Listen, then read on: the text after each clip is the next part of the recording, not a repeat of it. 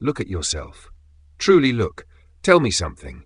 Out of everything weighing on your mind right now, how much of it actually belongs to you? How much is truly yours? You live in a world that screams. A world that screams so loudly, you can no longer hear yourself think. They have taught you something dangerous, that being alone is a failure, that silence is a void, an emptiness to be feared, something that must be filled, with noise, with screens, with cheap distractions. But listen closely now, because today we tear down that lie. Welcome to the Green Stoic. Today we begin building your inner citadel, that sacred place where the noise of the world simply dies out.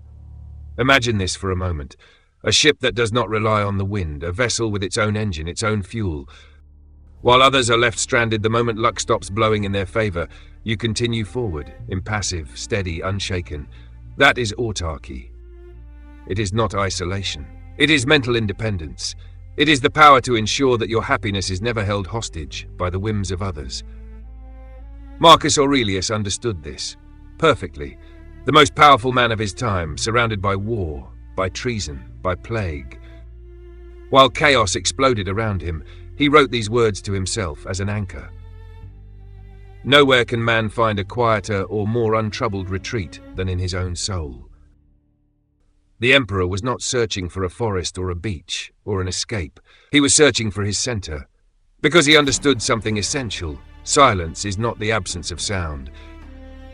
It is the absence of anxiety. It is the deep sea, calm, unmoved, even while the waves of public judgment rage on the surface. And now ask yourself, why does that retreat frighten us so much? Why do we run toward the crowd as if seeking shelter inside a burning house? Seneca left us a warning, one that is more relevant today than ever. Withdraw into yourself, as far as you can.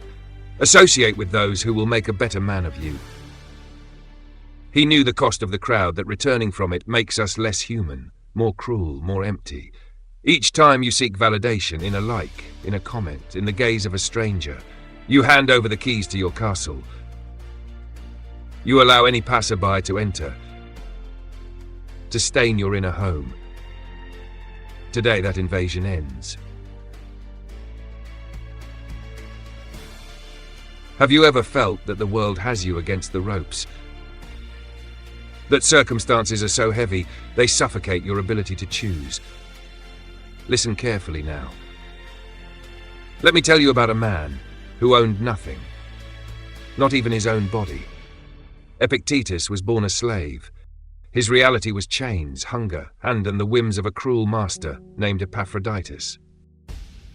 One day, in a fit of sadism, his master began twisting his leg with a lever.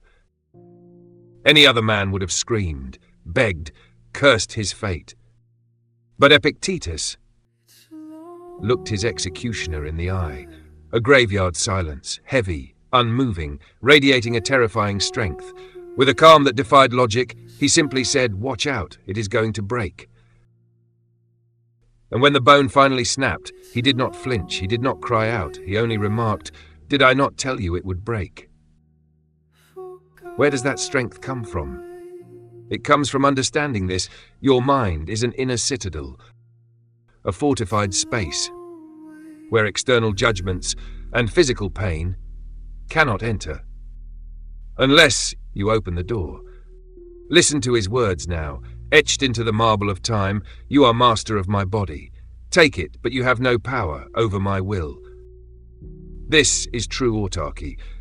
Not the freedom to do whatever you want, but the freedom that nothing done to you can change who you are. Epictetus' silence in the face of pain was not submission. It was the harshest judgment against his oppressor. It was proof of something unbearable to tyrants, that a slave can be freer than the emperor who owns him. Now ask yourself, what is it that breaks you? An insult on social media, a bad day at the office, the indifference of someone you care about. If these things have the power to ruin your day, then listen closely. You are a slave. With invisible chains, you have allowed the external noise to cross the moat of your castle and sit upon your throne. Your will must become reinforced glass. You can see the chaos outside. You can observe the insults, the rush, the madness of the world. But the sound, does not penetrate.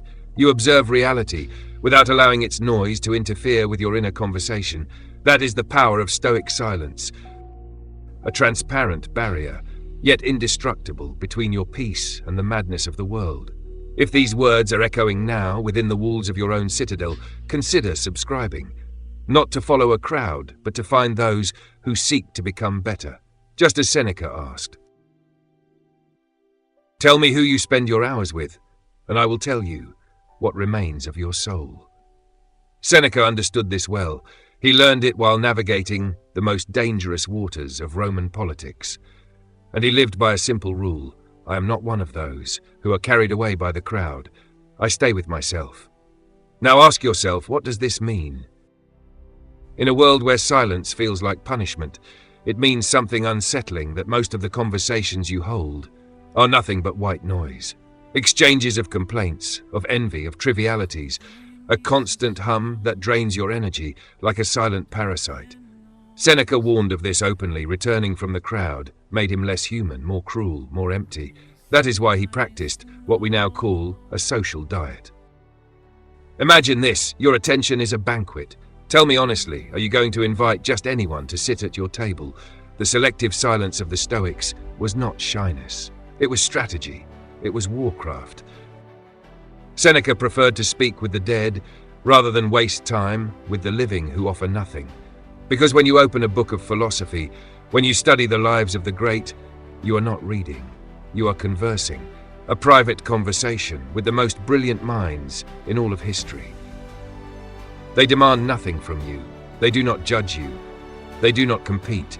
They simply offer what they learned through suffering, through discipline, through life. Zeno spoke of this plainly. Without softness, we have 2 ears and 1 mouth, so that we may listen more and speak less. When someone spoke too much in his presence, seeking only to feed their own ego, Zeno did not argue. He did not correct. He walked away. His silence was a verdict, a declaration that his time and his inner peace were too valuable to be sacrificed on the altar of empty talk. Understand this now. You possess that same power. You do not have to attend every argument, every debate, every emotional fire you're invited to. You do not have to give your opinion on every headline, every outrage, every borrowed drama. Autarky is mastery over your emotional supply. It is knowing something essential, that if the entire world went dark tomorrow, you would still possess everything necessary to remain whole. Retire into yourself. The ruling rational principle, by its very nature, is content with itself. Pause here for a moment. Do you feel it? That weight lifting from your shoulders, that is freedom. The freedom of no longer needing to please a crowd that does not even know itself. In the final act, we will bring this into action. We will turn your daily routine into a Stoic training ground. Now that you know the walls of your citadel, tell me this: how do you keep them standing when real life hits? Because understanding autarky is not enough. You must embody it. Imagine this: you are a harbor in the middle of a hurricane. The ships that depend on the winds of fortune are crashing against the rocks, desperate, searching for attention, begging for luck, not you. You are the harbor. You have your own power, your own purpose. That is ataraxia. It is not the absence of feeling. It is the absence of anxiety. It is looking at death, at failure, at loneliness, and saying, "You have taken nothing from me that was ever truly mine." Because understand this clearly: the only thing you own is your judgment. The only thing you truly possess is that quiet conversation you have with yourself in the dead of night. Do you want to begin today? Now. Practice strategic silence. The next time someone tries to provoke you, do not respond. Let their poison fall, uselessly, to the ground. That silence is your victory. The next time you feel the urge to fill the void with digital noise, stop. Remain there, in the discomfort. Because it is there, where it feels like nothing is happening, that you begin to hear yourself for the first time. Always remember Marcus Aurelius, alone, writing in his tent, while the world around him was falling apart. He was not escaping his duties, he was seeking the strength to fulfill them. Autarky is not fleeing the world. It is being in the world without allowing the world to live inside you. If you have made it this far, you are no longer the same. Something has shifted, quietly, irreversibly. You have begun to build your refuge, your inner harbor. You now understand this. Being a Green Stoic is not about reading ancient books. It is about becoming a living example of inner freedom. Do not let this become just more noise. Turn off the screen. Walk in silence. Feel the weight of your own will. As the slave who was freer than a king once said, you decide what enters your mind. Stay firm, stay silent, stay free. We will meet again in the next retreat, here at the Green Stoic.